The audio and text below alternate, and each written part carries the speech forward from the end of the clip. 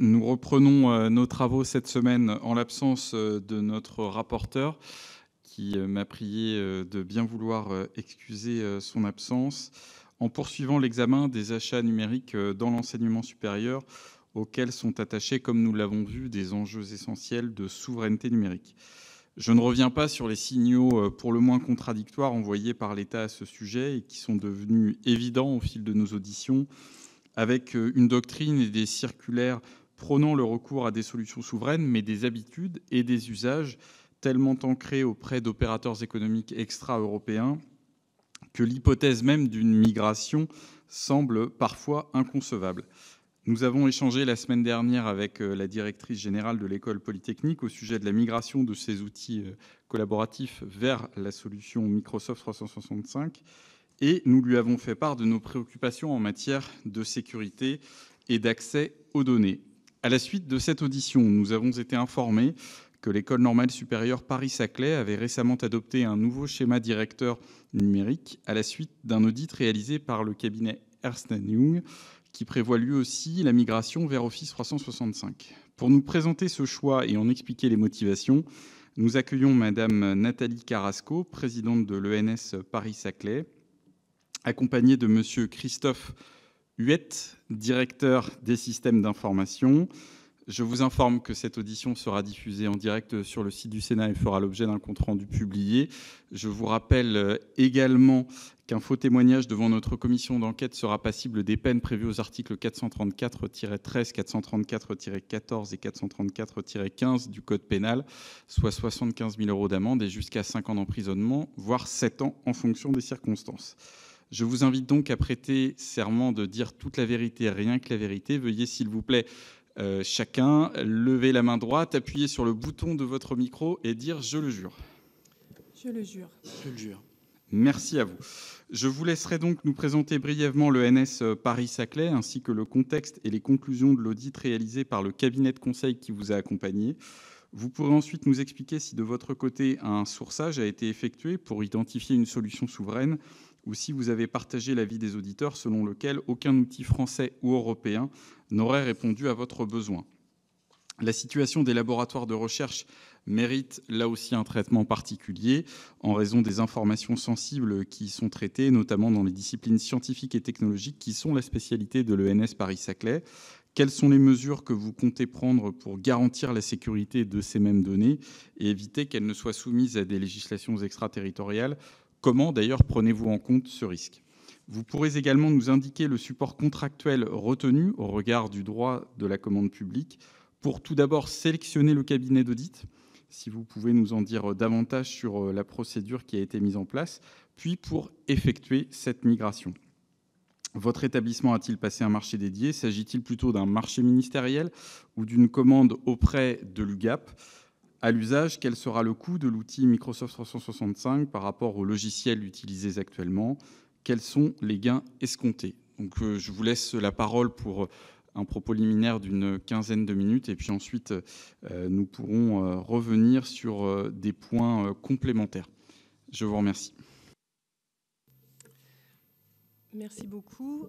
Bonjour, je vous remercie tout d'abord de m'avoir convoqué à cette audition donc, il y a une semaine. Donc, je voulais réaffirmer le fait que le sujet de la souveraineté et de la sécurité des outils numériques était vraiment très important et qu'on y tenait tout particulièrement à l'ENS Paris-Saclay. J'aurai donc à cœur de vous faire part de nos efforts et avancer en la matière, en même temps que les difficultés que nous rencontrons et comment nous avançons sur le sujet. Vous le verrez à la fois prudemment et en s'assurant de faire des choix qui seront progressifs et réversibles. Donc je ferai bien sûr de mon mieux pour répondre aux questions que vous m'avez posées. Tout d'abord, je ne suis pas une experte informatique, donc si certaines questions sont d'ordre assez technique, je vous ferai des compléments de réponse par écrit après l'audition. Et donc mon directeur de la direction des systèmes d'information, M. Christophe Huet, est également à mes côtés si certaines précisions peuvent être faites immédiatement. En l'état, au vu des questions que vous m'avez posées, je vais effectivement d'abord présenter l'ENS, comment nous avons réfléchi à un certain nombre de critères de choix pour nos outils collaboratifs dont fait partie la suite Microsoft Office 365, et comment à l'ENS... Et donc, comment à l'ENS Paris-Saclay, nous avons construit une stratégie autour du numérique et en particulier autour de ces outils collaboratifs. Et où est-ce que nous en sommes exactement aujourd'hui? Donc, pour vous présenter donc, en quelques mots l'ENS Paris-Saclay, c'est une grande école publique qui sélectionne des jeunes avec un très haut niveau académique et les prépare pour les métiers de la recherche et de l'enseignement supérieur.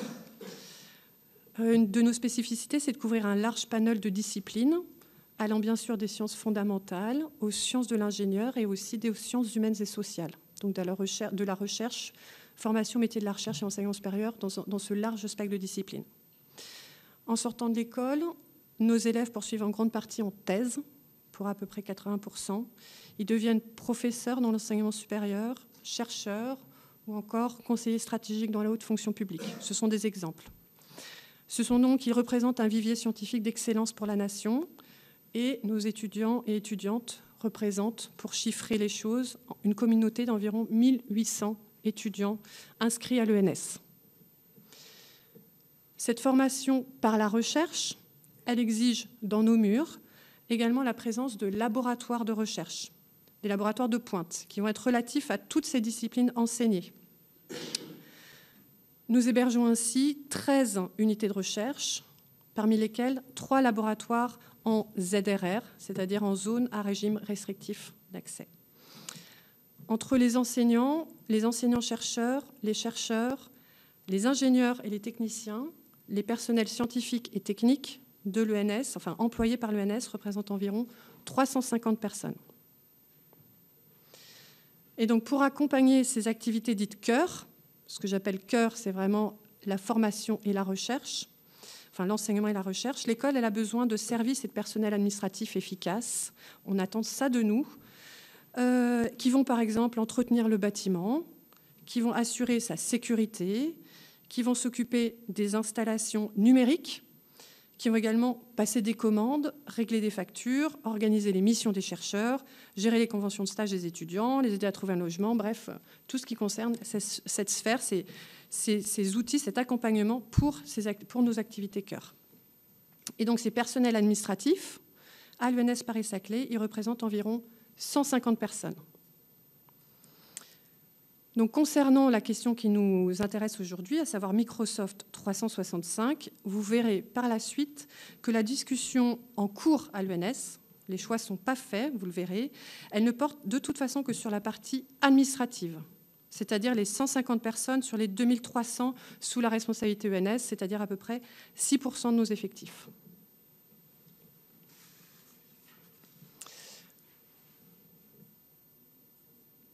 Le second point que je voulais aborder avec vous, c'est comment nous avons appréhendé cette question des outils collaboratifs numériques, dont font partie les outils Microsoft 365.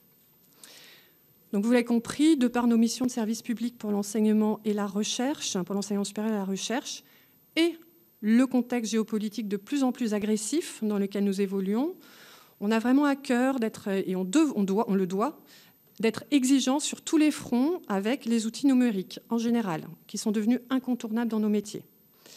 Et en particulier, nous travaillons aujourd'hui avec des outils numériques collaboratifs qui sont devenus centraux dans notre organisation du travail, notamment avec le développement du télétravail. Je parle des outils de visioconférence, des outils de messagerie instantanée, email, également des documents de travail partagés. Nous avons ainsi besoin d'outils de travail collaboratifs les plus adaptés possibles à notre établissement. Et là-dessus, les critères que nous avons identifiés pour faire nos choix, pour construire notre stratégie, ils sont de 4 natures. Le premier, bien sûr, c'est leur efficacité, leur simplicité. Nous avons besoin d'outils qui vont faciliter le travail des agents de l'école et leur permettre un travail de qualité avec des outils efficaces et complets pour qu'ils puissent se concentrer sur le fond de leur métier et la valeur ajoutée de leur travail. Par exemple, un exemple très concret, qu'ils ne perdent pas de temps à débugger des agendas, qui ne se mettent pas tous à jour en même temps. Critère numéro 2, Les risques, la sécurité contre les cyberattaques.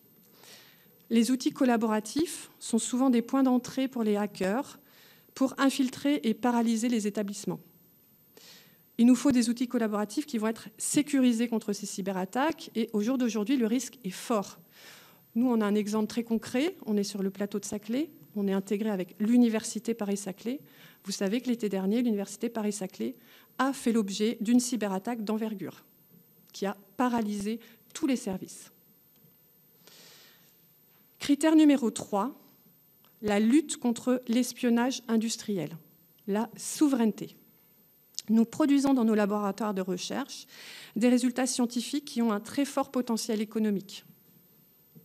C'est le propre même de nos activités de recherche. Ces résultats, ils doivent être protégés de cet espionnage industriel. Ils ne peuvent pas transiter par des outils collaboratifs qui seraient espionnés par des puissances hostiles. Et parmi les puissances hostiles, eh bien, il y en a un certain nombre, certaines auxquelles on pense depuis très longtemps, la Chine, la Russie, l'Iran, Israël également.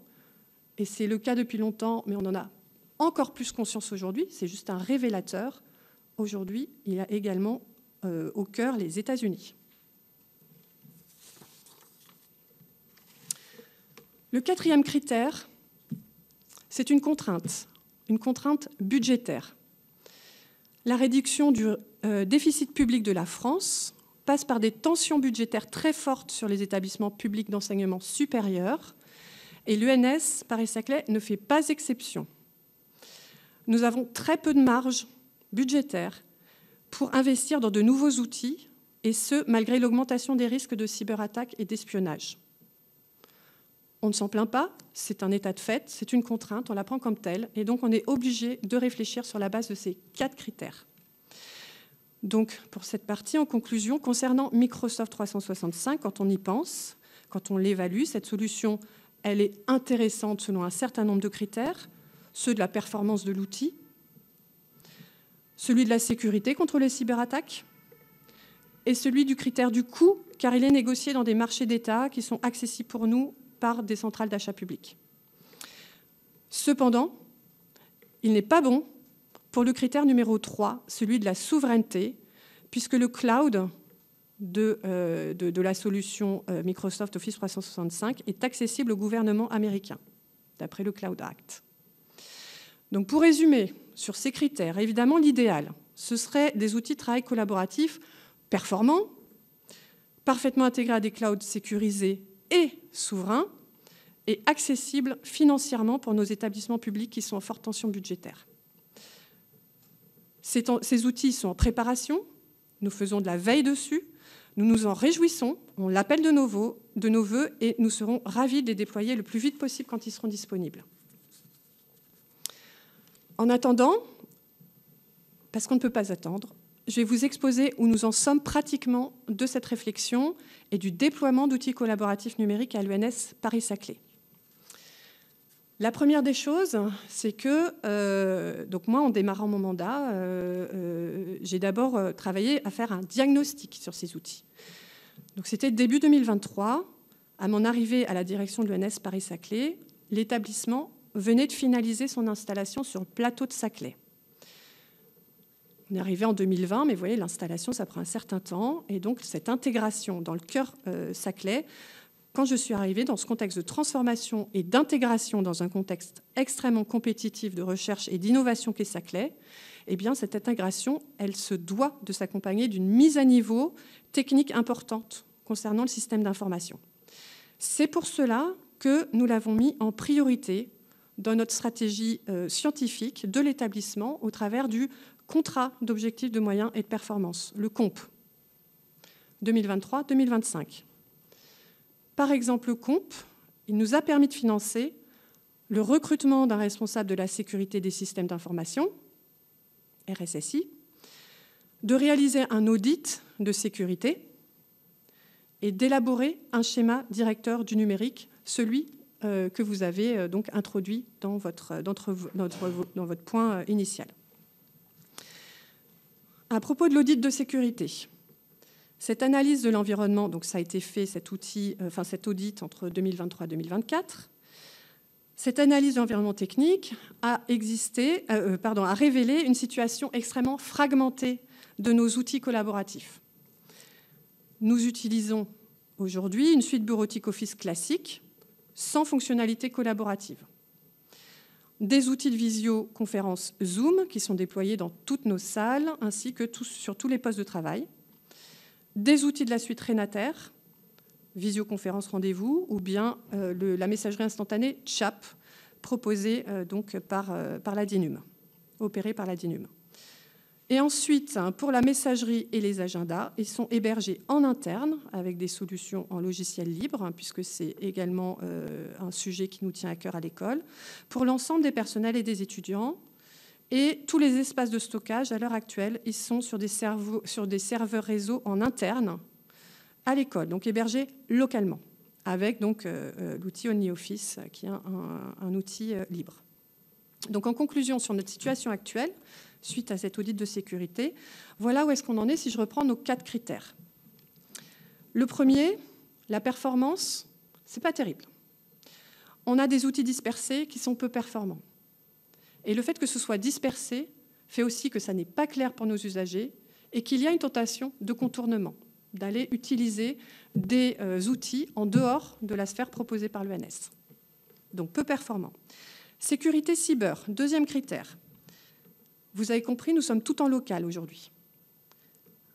La cyberattaque subie par l'université Paris-Saclay, dont les choix techniques étaient proches de ceux de l'ENS, à savoir une infrastructure principalement interne, elle a montré ses limites en termes justement d'approche infrastructure locale, interne, en termes de sécurité.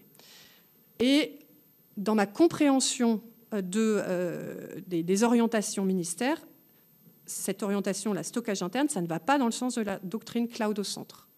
Donc là aussi, nous nous interrogeons. Aujourd'hui, on peut dire que c'est souverain, c'est local, mais par contre, nous ne respectons pas la doctrine cloud au centre. Critère numéro 3, la souveraineté, c'est plutôt bien, du coup, on est bien sur nos serveurs locaux. Mais par contre, soyons réalistes, le manque de performance fait que, il y a des contournements. Nos usagers vont utiliser d'autres outils non souverains en dehors des outils proposés par l'ENS parce que nos outils aujourd'hui sont trop disparates. Et le dernier critère, le critère de coût. À première vue, avec des outils internes, on peut se dire que ça peut être relativement satisfaisant, mais en réalité, il y a des coûts cachés. Du fait de la complexité, du fait de ces outils disparates, en réalité, ça demande beaucoup d'entretien et beaucoup de dépannage de la part de la DSI, donc du temps de nos équipes. En conclusion, le bilan là, sur cet état de fait, cet état actuel, c'est que pour nous, ça n'est pas satisfaisant. Il faut bien faire évoluer nos outils collaboratifs. Nous en venons donc à notre construction du schéma directeur numérique en 2024. Pour réaliser ce schéma directeur numérique, vous avez parlé d'un cabinet de conseil, vous avez parlé de EY. En réalité, ça n'a pas été un audit. Nous les avons sollicités pour nous aider à faire une mission d'accompagnement pour la construction de ce schéma directeur, non pas sur les solutions, mais pour compléter l'aspect diagnostic. Donc nous sommes passés, pour répondre directement à votre question, par la centrale d'achat RESA, sur laquelle nous avons pu solliciter cette contribution, ce conseil par EY. Les principaux résultats de l'analyse, c'est donc du diagnostic pour nous donner les grands axes en fait, sur lesquels construire après, rédiger notre schéma directeur du numérique. Donc les résultats principaux sont les suivants. Les collègues qui ont été interrogés ont exprimé un besoin de disposer d'outils collaboratifs performants qui leur permettent de sortir des silos et de travailler en transversalité. En l'absence, vous l'avez compris, de tels outils dans le système d'information, ils ont également constaté ce qu'on savait par ailleurs, mais ils l'ont constaté factuellement, un recours massif à des outils de contournement hors système ENS. Par exemple, très concrètement, la création de groupes WhatsApp pour discuter rapidement avec des collègues. Donc ça, c'est la contribution de ce cabinet de conseil. Donc par la suite, nous avons donc rédigé notre feuille de route, nous avons rédigé ce schéma directeur du numérique, et c'est beaucoup plus large que ça, mais au sein de schéma directeur du numérique, il y a effectivement un axe qui concerne les outils collaboratifs. Et donc là-dedans, eh bien, nous avons 2 grandes cibles. La première, c'est notre cible idéale. C'est celle, bien sûr, d'une offre commune pour tous les agents de l'ENS. Des outils collaboratifs qui proposeraient des outils, je le répète, performants, parfaitement intégrés à des clouds sécurisés et souverains, et accessibles financièrement pour nos établissements publics en tension budgétaire.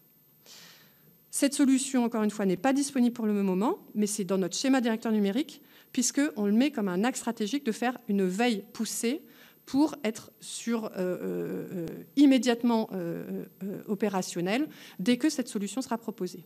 Donc là, nous sommes en veille par différents moyens. En attendant ces outils idéaux, nous travaillons avec un schéma hybride intermédiaire qui segmente les sphères usagées. Je vous ai décrit nos 3 sphères, les apprenants, les personnels sur les missions cœur, formation et recherche, et la sphère administrative. Eh bien, nous travaillons sur une cible qui va segmenter ces sphères avec la sphère à part, la sphère administrative. Donc, vous vous souvenez, 150 personnes sur les 2300, pour laquelle, effectivement, nous envisageons de les équiper par une suite non souveraine, la suite Office 365. Pour le prix, comme c'est 150 personnes, on est à moins de 10 000 € pour le coût annuel des licences de fonctionnement. Pour tout ce qui va être autre sphère, aujourd'hui, on est plutôt dans une position d'attente, puisque pour les laboratoires, c'est très clair, c'est indispensable que ce soit souverain. Donc on est obligé d'attendre des solutions souveraines, et donc pour l'instant, on reste sur notre solution locale, insatisfaisante mais souveraine. Et pour la sphère intermédiaire, les personnels académiques et les étudiants, pour nous, c'est une vraie zone grise, puisque, comme je vous ai présenté l'école, c'est une école qui forme à la recherche. Donc pour nous, formation et recherche, c'est extrêmement intriqué. Donc on a du mal à faire la part pour vraiment les mettre dans une sphère qui ne serait pas souveraine. Donc dans le doute, pour l'instant, on les laisse dans la partie souveraine, et la partie non souveraine ne concernerait que la partie pour laquelle on est sûr. On n'est pas en train de travailler sur des sujets sur lesquels il y a des questions de propriété intellectuelle. Donc pour les laboratoires, nous sommes en recherche d'une suite souveraine à approfondir, soit en attendant des solutions commerciales, la solution bleue, soit en explorant des solutions proposées par la DINUM ou d'autres opérateurs privés encore. Et je vous dis, on est à l'heure actuelle à l'état de veille, on ne touche à rien pour le moment pour cette sphère souveraine. Ce schéma directeur du numérique, il a été partagé, il a été donc construit et présenté en instance de gouvernance numérique en interne à l'école, en novembre dernier. Qu'est-ce que c'est que cette instance de gouvernance numérique ?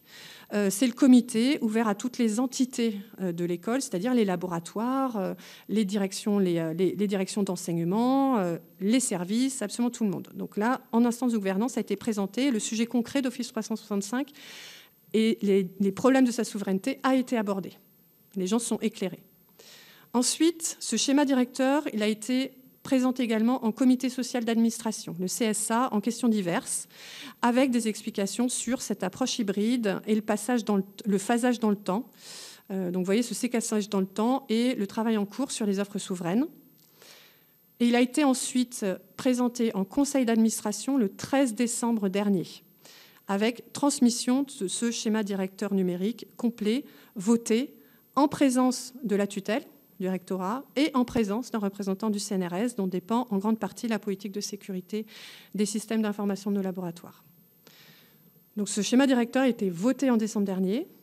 Donc on arrive aujourd'hui à notre état d'avancement pour ce premier semestre 2025. Où est-ce qu'on en est, maintenant qu'on a notre feuille de route?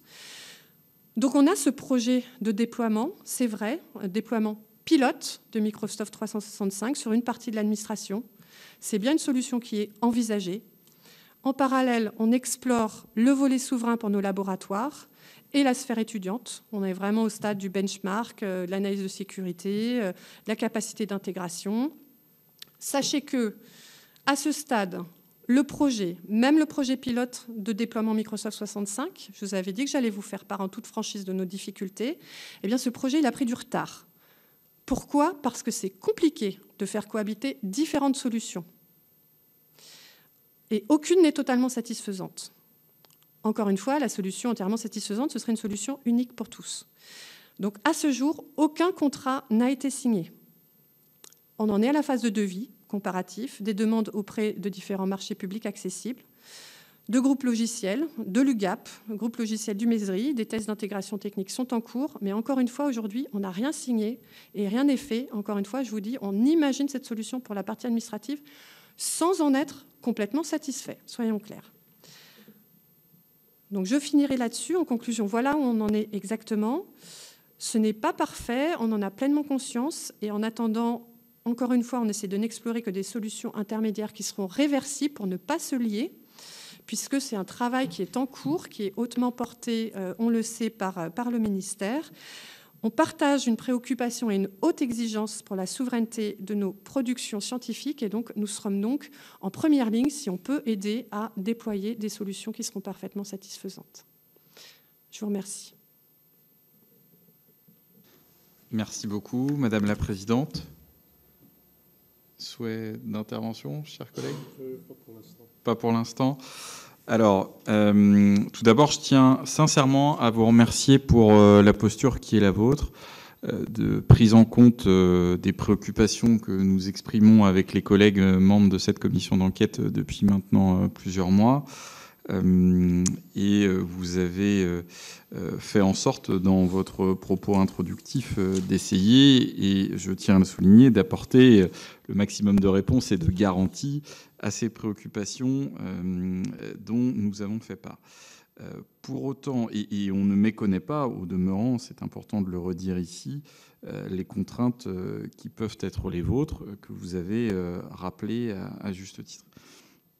Simplement, il y a quelques questions qui demeurent, au-delà des objectifs que vous affichez, notamment sur la volonté, on va se dire à moyen long terme, c'est l'horizon en tout cas que vous semblez fixer, de pouvoir disposer de solutions souveraines performantes. Et au demeurant, on a bien en tête aussi la contrainte budgétaire, on en discute régulièrement ici même au Sénat. Par rapport à l'infrastructure qui existe aujourd'hui, et dont vous avez rappelé qu'elle était majoritairement ou quasi exclusivement auto-hébergée. Oui. On peut le dire de cette façon-là. Donc, il y a eu les démarches que vous avez rappelées, avec en particulier le diagnostic, l'audit. Et je voudrais revenir sur cette première phase, là où vous avez été accompagné par EY. Donc, sur le contrat, là, en tant que tel, qui vous liait avec cette société, j'imagine que le contrat est terminé aujourd'hui sur cette mission d'accompagnement. Alors, en fait, on a été accompagné à deux niveaux. L'audit, c'était l'audit de sécurité qu'on a réalisé dans le cadre du COMP. C'est avant la rédaction, la préparation du schéma directeur du numérique. Et donc cet audit, ce n'était pas avec EY, c'était avec Wavestone. Et donc c'est cet audit, donc Wavestone, on a choisi cette société dans le cadre de l'UGAP, en l'occurrence. Okay. Et donc c'est cet audit-là qui a diagnostiqué ce côté état actuel, diagnostic actuel de nos outils collaboratifs fragmentés, insatisfaisants. On était sur le bilan. C'est là qu'effectivement on a pu identifier cet aspect. Oui, on est souverain, mais non, à côté de ça, on n'est pas si bien sécurisé, ou en tout cas, on sait qu'il y a ses limites. Donc l'audit, c'était vraiment là. EY, c'est pas un audit. Donc là, il n'y avait pas de recommandation, il y avait simplement un constat. Un constat. Et l'audit fait, enfin non, justement, pas audit, la mission d'accompagnement de Ernst & Young, vous voyez, c'était non pas des recommandations, c'était d'aller en fait interviewer nos collègues. C'était vraiment de voir quels étaient les usages réels. On s'en doutait, mais c'est différent de nous le dire, de quelque part avoir ce diagnostic. Donc c'est à nouveau un diagnostic, et c'est eux qui ont confirmé le fait qu'aujourd'hui, nos collaborateurs avaient besoin d'outils plus performants, puisque pour l'instant, de fait, pas tous, mais en tout cas, il y avait un certain nombre de stratégies de contournement. Donc c'est à nouveau que du diagnostic. Alors ça, on a bien entendu que pour cette mission d'accompagnement, là, cette fois-ci, vous aviez fait appel à une autre centrale d'achat, RESA. Voilà, ce que vous nous avez précisé. C'est ça, RESA, et c'est là qu'a été choisi du coup EY. Ok. Donc, au passage, nous serons évidemment demandeurs à ce moment-là du document issu, alors, sous réserve évidemment d'informations confidentielles. Et là, vous pourrez bien nous l'indiquer par écrit pour que nous fassions bien la part des choses. Mais le document issu de l'audit qui a été conduit entre 2023 et 2024 et le travail réalisé par le cabinet EY, parce que il est de notoriété publique, qu'il y a une forme de porosité, à tout le moins, dirons-nous, entre EY et Microsoft. Donc, vous comprenez bien là aussi qu'assez rapidement, certains puissent nourrir quelques soupçons donc, sur la démarche, même si vous insistez bien sur le caractère non prescriptif de cette étude. Donc, merci de nous le communiquer. Simplement, on a eu finalement un petit peu le même sujet, peut-être d'une moindre ampleur, mais avec l'école polytechnique. C'est quand vous nous dites il s'agit du personnel administratif, donc les 150 sur les 2300, donc ça reste finalement assez marginal au-delà du coût. Mais donc on mesure plutôt difficilement les réponses qui pourraient être apportées face aux problématiques qui ont été soulevées dans le diagnostic, parce que sur les 2300, vous apporteriez, sous réserve que vous alliez au bout de cette démarche, mais première brique de solution pour uniquement 150 personnels. Donc là, vous voyez bien, en tout cas, pour ne rien vous cacher, nous avons eu des alertes s'agissant des étudiants et d'autres personnels qui s'émouvaient de ces choix-là et pouvaient penser qu'ils seraient aussi concernés. Alors pour l'instant, vous semblez nous apporter la garantie que tel ne sera pas le cas. Mais on ne comprend pas très bien justement la logique en termes d'échelle. Donc est-ce que vous pourriez nous apporter quelques précisions ? Au contraire, on se dit c'est peut-être une source de complexification, et vous l'avez laissé entendre là aussi. Et puis surtout sur les données administratives, on n'est quand même pas à l'abri qu'à un moment ou à un autre, il puisse y avoir, là je ne parle pas de volonté de malveillance, mais une inattention, une facilité, peu importe la raison. Donc il puisse y avoir des données que vous considérez, vous, à caractère sensible. Et puis de l'autre côté, nous avions pu le dire s'agissant de l'école polytechnique, c'est que des données strictement administratives peuvent revêtir un intérêt pour les puissances que vous avez évoquées, pour différentes raisons. On n'y reviendra pas là, mais on les imagine fort bien. Et donc, comment se prémunir de ces risques-là, même s'ils apparaissent plus réduits que pour les laboratoires de recherche, alors que vous avez rappelé à raison, je reprends vos termes, que s'agissant de la lutte contre l'espionnage industriel en matière de souveraineté, très clairement, cette solution Microsoft 365 n'était pas satisfaisante. Donc voilà les premiers petits points d'éclairage complémentaires, supplémentaires, que vous pourriez éventuellement nous apporter si vous en étiez, si vous étiez en mesure de le faire, techniquement parlant. Au besoin, votre directeur des systèmes d'information peut évidemment aussi intervenir. Alors, je vais commencer avec mes mots, et puis effectivement, on complétera peut-être avec plus de précision au besoin. Mais je comprends votre question dans le sens, quelle est l'étape d'après ? Enfin, là, est-ce que ce premier pas vers Microsoft 365, il y a une certaine forme, j'entends déjà une certaine forme de risque. C'est vrai, on en est conscient. Comment est-ce qu'on arrive à avoir une étanchéité parfaite entre la sphère administrative et les autres sphères ?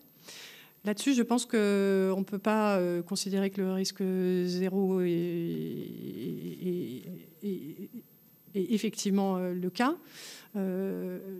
Il faut forcément imaginer qu'il peut y avoir des erreurs possibles des usagers. Enfin, parce que là, encore une fois, la difficulté de cette solution hybride, c'est qu'on va avoir deux sphères, ce n'est pas totalement étanche. Il y a une certaine forme de porosité. Donc comment est-ce qu'on fait pour sécuriser ce système non souverain qui, a priori, pas sur des données stratégiques, mais malgré tout qui va interagir avec une sphère qui, elle, a des données qui sont plus stratégiques.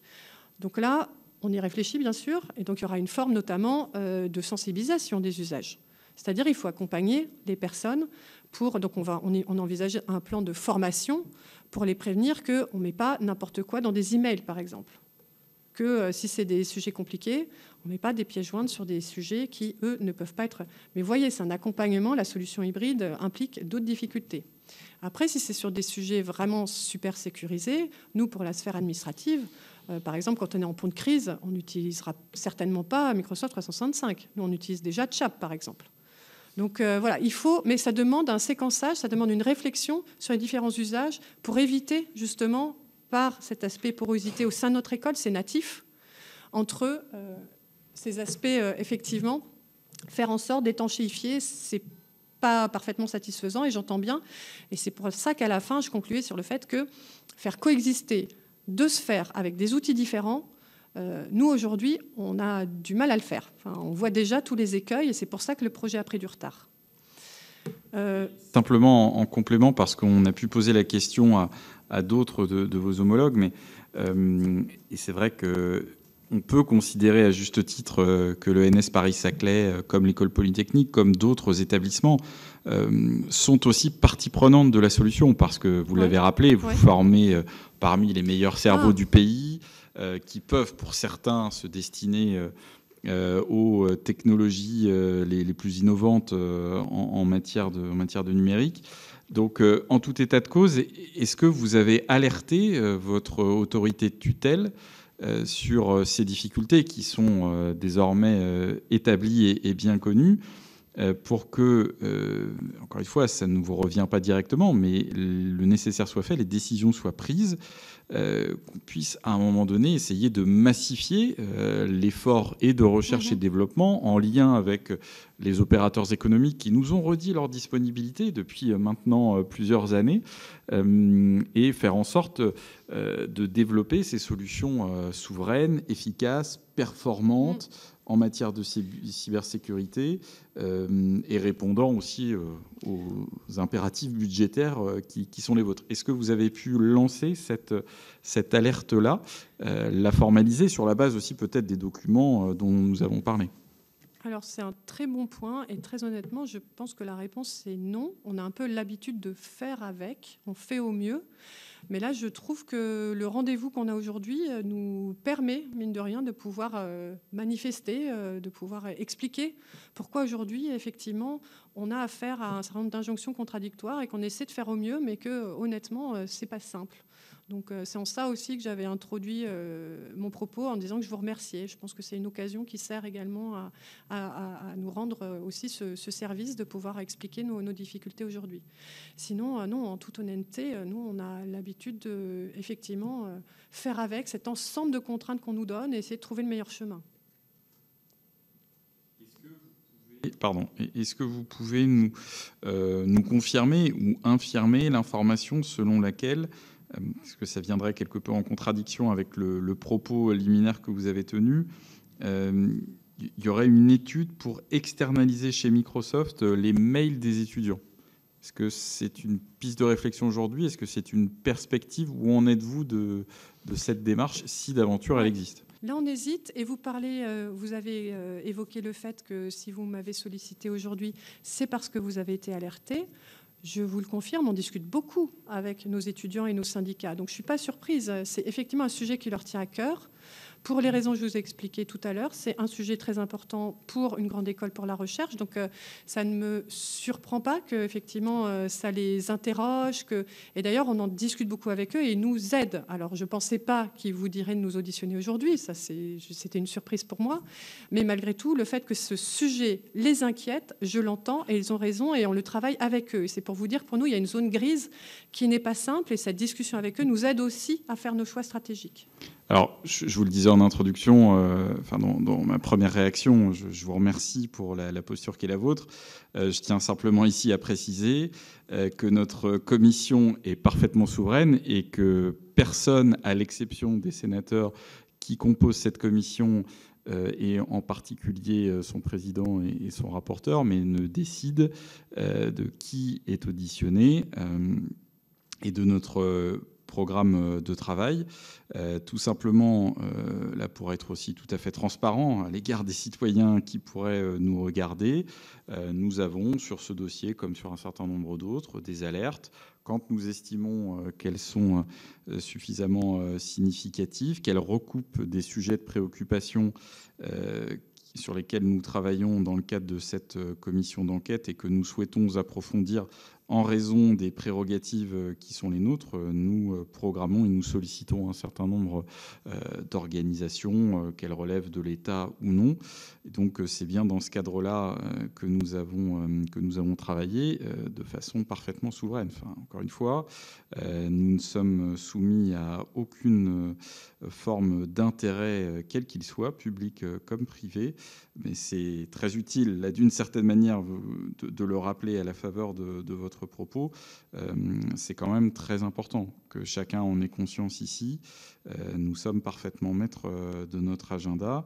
Et il est clair, on avait eu déjà cette discussion avec la directrice générale de l'École polytechnique, s'agissant des établissements phares de notre système d'enseignement supérieur, il y a peut-être une responsabilité encore plus importante. Et donc, c'est la raison pour laquelle nous souhaitons en entendre un certain nombre. Et donc, merci encore une fois pour vos précisions. Mais donc, s'agissant des mails des étudiants, c'est aujourd'hui une hypothèse de travail. Exactement. En fait, c'est une hypothèse de travail. Et les discussions avec eux, puisque initialement, on avait séquencé le travail, on s'était dit, la sphère administrative, on peut avancer dessus, c'est moins risqué que le reste. Donc, on avait d'abord travaillé ça. Et on étudiait cette zone intermédiaire, entre guillemets, moi que j'appellerais la zone grise, entre le vraiment nos souverains, enfin, absolument souverains qui sont le laboratoire, la zone de formation à la recherche, qu'est-ce qu'on fait? On l'avait imaginé, c'était une hypothèse de travail, mais honnêtement, les discussions avec eux révèlent vraiment, ils sont effectivement porteurs, hein, enfin, je veux dire, de cette question, elle est très importante pour eux. On en discute, on en a eu plusieurs séances de discussion. C'est un sujet qui est important et les discussions avec eux nous ont montré que oui, effectivement, là, la question se pose et nous donne plutôt envie d'avoir, pour l'instant, à travailler sur un scénario de prudence et plutôt à mettre dans le tout souverain, c'est-à-dire position d'attente, hein, soyons clairs, mais la sphère étudiante et recherche. Et du coup, si on déploie quelque chose, enfin, voilà, encore une fois, hein, puisque c'est ainsi, puisque rien n'est signé, mais c'est cette sphère administrative avec toutes les limites que vous avez évoquées et sur lesquelles on est parfaitement d'accord. Alors, en complément, là aussi, c'est ce que j'évoquais d'une certaine manière tout à l'heure avec les données administratives dont on voit bien aujourd'hui qu'elles emportent généralement des significations bien plus lourdes que le terme qu'on leur accole.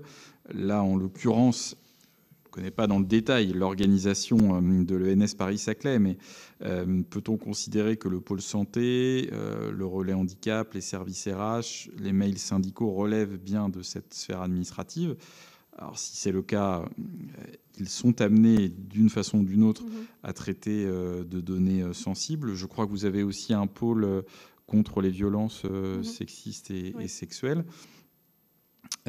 avec forcément l'utilisation de mails dont, dans le cas présent, les serveurs seraient externalisés chez Microsoft. Donc, j'ai bien entendu les précautions que vous preniez tout à l'heure en insistant sur la sensibilisation des usagers, mais malgré tout, là, on a une multitude d'informations sensibles. Donc, sauf à leur dire, d'une certaine manière, vous n'utilisez pas, en particulier les mails,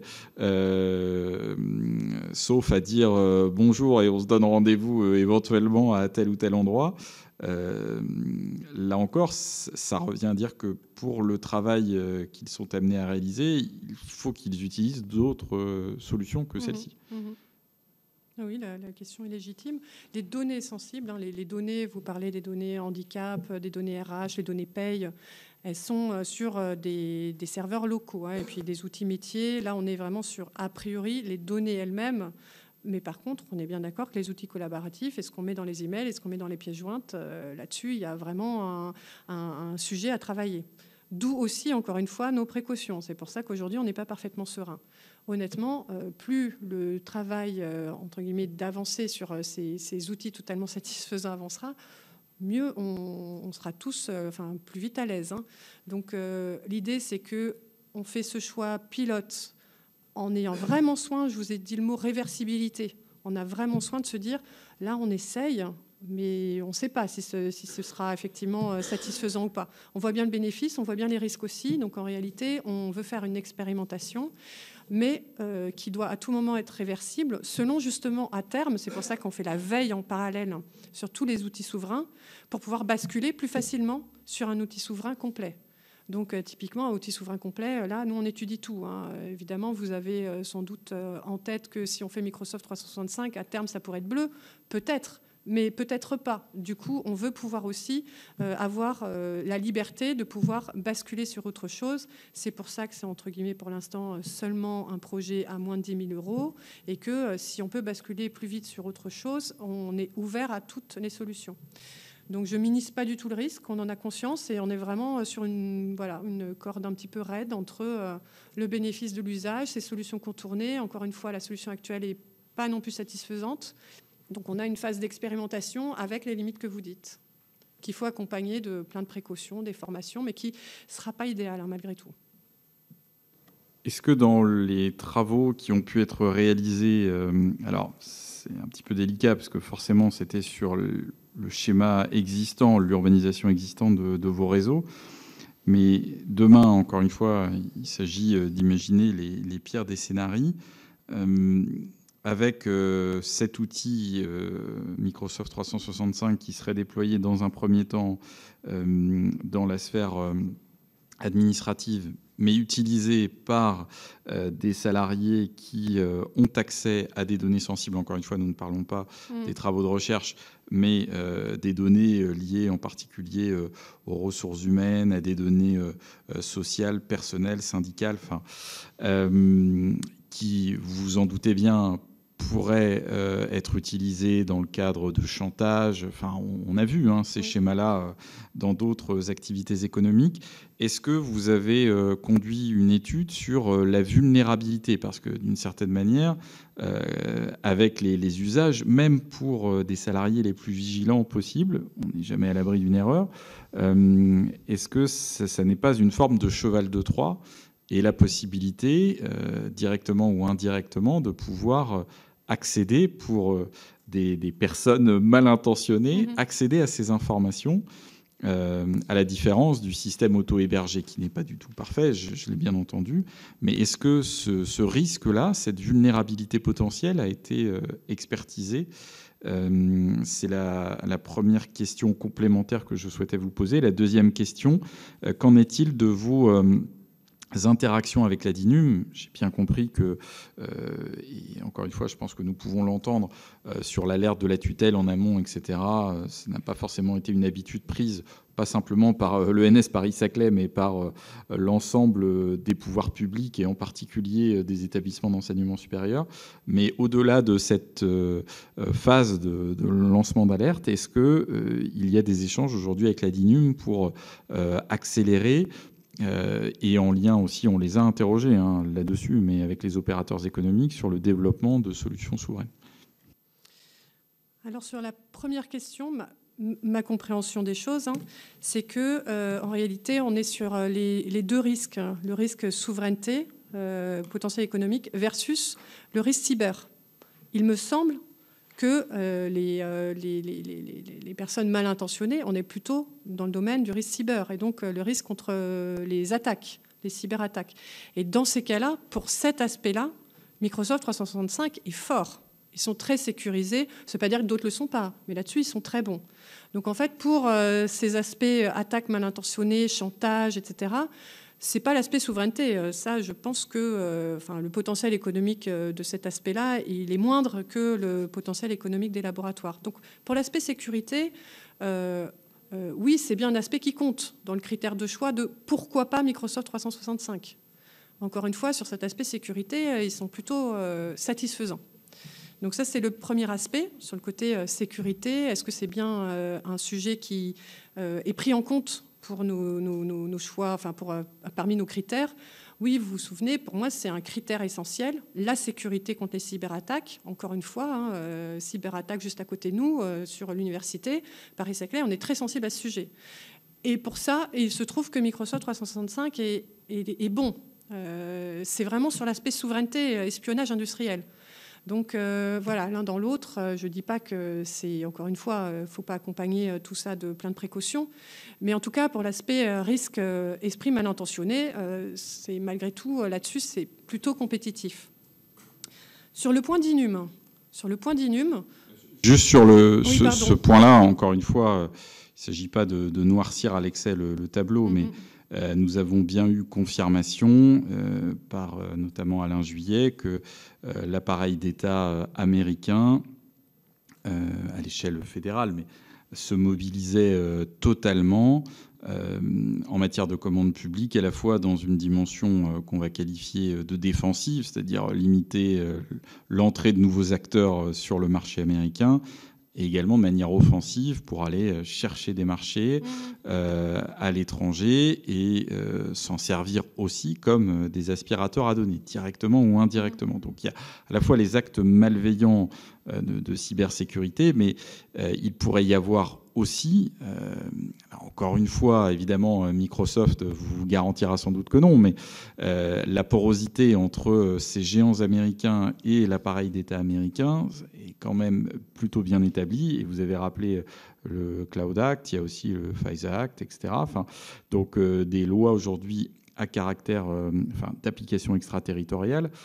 Donc c'est ça, cette augmentation très singulière des risques pour des données et des acteurs qui sont, pour nous, à l'échelle nationale et européenne, évidemment décisifs, en particulier sur le développement de nouvelles technologies, que ce soit dans le numérique ou ailleurs. Donc c'est là où le fait de lier une solution Microsoft 365 à des solutions qui, pour l'instant, sont auto-hébergées, pourrait introduire, vu un peu de l'extérieur, mais une situation de fragilité pour, encore une fois, ces puissances qui sont à la recherche de données qui, aujourd'hui, sont l'or du XXIe siècle. Et on en est tous convaincus. Donc, c'est ce point-là, le coût bénéfice-risque. Ouais.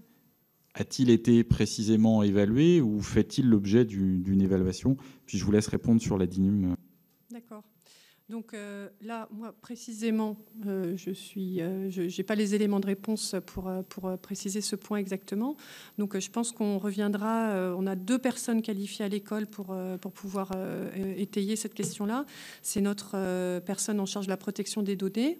On a un DPD, c'est pour... C'est quoi le D? Oui, ça c'est la suite. Délégué à la protection des données. Et puis notre RSSI également, à la sécurité informatique. Donc on les sollicitera et puis on pourra vous expliciter plus factuellement comment ce risque a été pris en compte pour la rédaction du schéma numérique. Et sur la DINUM, alors là-dessus, pour le coup, le travail, il se fait notamment en réseau. À ma connaissance, on n'est pas en interaction directe, nous, établissement seul avec la DINUM. Par contre, il y a un travail collectif à l'échelle du plateau de Saclay entre l'ensemble des directeurs des systèmes d'information. Donc, c'est plus à l'échelle de ce réseau que se fait l'interaction avec la DINUM. Mais nous, on n'a pas une interaction en bilatéral directe avec la DINUM. Est-ce que vous pourriez nous en dire davantage? Enfin, je ne sais pas, c'est M. Huette qui avait l'air d'être bien informé de ce travail avec la DINUM, les modalités d'organisation, si vous les avez, ou si vous ne les avez pas, nous les communiquer à l'issue de l'audition. Moi, je pense que...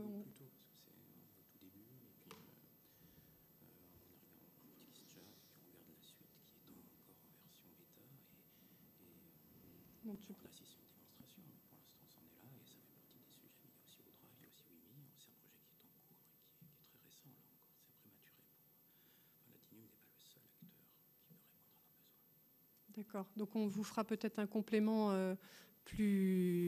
par écrit plus complet. Entendu. Écoutez, merci. Peut-être un ou 2 points. Merci. Merci, Président. Merci beaucoup pour ces explications très intéressantes. Moi, je m'interroge sur les problématiques que vous rencontrez. Ce sont celles que rencontre, j'imagine, l'IX, grosso modo sur le plan informatique, sur le plan du développement des outils. Est-ce que vous travaillez avec eux sur une réflexion pour concevoir quelque chose et trouver des solutions communes ? Alors, c'est une très bonne suggestion. On n'est pas loin géographiquement. Oui. On est de part et d'autre de la N118. Mais malgré tout, on n'est pas dans les mêmes structures académiques. Nous, on est intégrés dans l'Université Paris-Saclay. Polytechnique est intégrée dans l'Institut Polytechnique de Paris.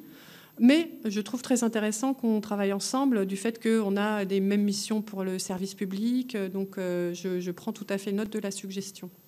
On travaille un peu, on interagit avec Madame Chaubard, mais pas si fréquemment. On est chacune dans notre structure. Voilà. Mais c'est une suggestion intéressante. Vous êtes dans votre monde. Après, ce que je me demandais, c'était aujourd'hui, dans l'état où se trouve, dans l'état que vous nous avez décrit, à quel moment vous envisagez de parvenir à une solution répondant à l'observation des 4 critères que vous aviez évoqués? C'est quel horizon? C'est une question à peu près, qui n'est pas à notre main. On l'espère à l'échelle de 1 an, puisque je sais que c'est un travail qui est extrêmement actif, qui me semble être prioritaire pour la nation. Donc je pense que c'est un sujet qui avance vite. On souhaiterait qu'elles arrivent à l'échelle d'1 an, mais on n'a aucune garantie de notre point de vue. Donc c'est pour ça qu'on est obligé d'étudier ces solutions hybrides intermédiaires pour ne pas rester dans l'état actuel. D'accord, mais cette situation hybride, c'est une situation d'une durée maximum de 1 an ou 1 an et demi, pas plus. C'est ce qu'on souhaite. Oui, d'accord. C'est notre souhait. Mais ça, c'est ce qu'il faudrait qu'on note. Après, j'avais une petite question, enfin 2-3 petites questions rapides. Les actions mises en œuvre pour sensibiliser et former les étudiants, chercheurs et personnels de l'ENS aux enjeux de souveraineté numérique et de cybersécurité. Parce qu'on a vu que c'est par leur canal, c'est par leur intermédiaire qu'on peut rencontrer des difficultés, des fuites d'informations, etc. Donc, est-ce que vous avez une politique de formation bien adaptée? Oui. La réponse est oui. La personne qu'on a recrutée en RSSI, ça fait partie d'une de ces missions très importantes. Il y a la sécurité en tant que telle, mais il y a la formation à la sécurité, ça fait partie de sa feuille de route. D'accord. Et donc, elle est très active. D'accord. Et enfin, pour revenir à la commande publique, quand vous passez des marchés publics avec des prestataires, comment prenez-vous en compte la souveraineté numérique lors de la sélection de vos prestataires, notamment en ce qui concerne l'hébergement des données, les services cloud et les logiciels utilisés? Est-ce que ça, c'est quelque chose sur lequel vous vous penchez? Bon, j'imagine que... Est-ce que le nombre de marchés passés par l'ENS est significatif? C'est pas certain, ça. Si. Significatif au sens, est-ce qu'on pèse pour négocier nous directement? Non. Non. Il faut qu'on passe par des marchés publics, il faut qu'on passe par des choses qui sont négociées à une échelle du ministère, en réalité. D'accord, mais quand vous êtes en lien avec un fournisseur potentiel, est-ce que ça, c'est des points qui sont checkés? Les points que j'évoquais. Alors, nous, c'est une nécessité. On passe forcément, on ne fait pas nos appels d'offres tout seul, on est trop petit. On passe par des marchés publics, par des centrales d'achat qui sont négociées à l'échelle du ministère. Donc, je parlais de RESA, je parlais de l'UGAP, voilà comment on fonctionne. D'accord. Bon, pour moi, c'est bon, Président. Simplement, dernière petite question. Est-ce que vous pouvez nous confirmer, parce que dans les alertes qui nous ont été adressées, donc le schéma directeur du numérique, nous en avons parlé, mais vous nous avez bien dit que la discussion était en cours, mais est-il vrai, c'est de la forme évidemment, mais ça a quand même une forme d'importance, le plan de bureautique serait dénommé ENS 365. Est-ce que c'est le cas? Parce que vous voyez bien qu'en termes d'orientation... Enfin, si on me présentait le document et qu'on m'expliquait que dans le même moment, la décision n'était pas formellement prise, j'aurais probablement raison de nourrir quelques doutes, a priori. Vous avez raison, c'est un choix malheureux. Je préfère le dire sincèrement. En fait, on aurait dû l'appeler ENS 360. L'idée, c'est d'imaginer un environnement bureautique qui répond à tous les besoins, du coup 360 degrés. Et on a fait un mauvais jeu de mots avec Microsoft 365, mais ce n'était pas du tout une bonne idée, puisque ça sous-entend ce que vous dites là, ce qui n'est pas du tout le cas. C'est très clair. Bah, écoutez, merci. Donc, nous vous demanderons communication, si vous pouvez nous les adresser là, dans les meilleurs délais, à la fois le document qui a pu être réalisé donc, dans le cadre de l'audit et puis les livrables de la mission d'accompagnement par EY et puis les petits compléments techniques à la fois en matière de lutte contre les risques cyber au sens très large. Je vais y intégrer évidemment la question de la vulnérabilité et de l'espionnage, et puis le sujet du travail en réseau avec la DINUM. Puis si dans les 15 jours, 3 semaines, vous souhaitiez nous faire part de compléments, d'éléments que vous n'auriez pas eu le temps d'évoquer, nous restons à votre disposition. Merci à vous en tout cas. Merci.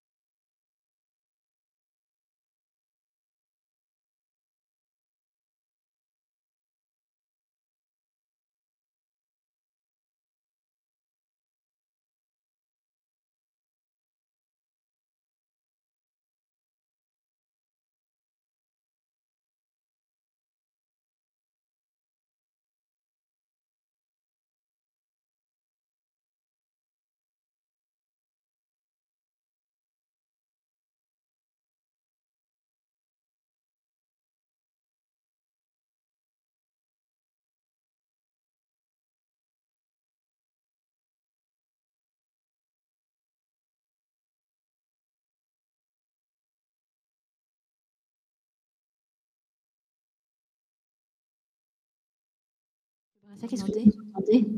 Mais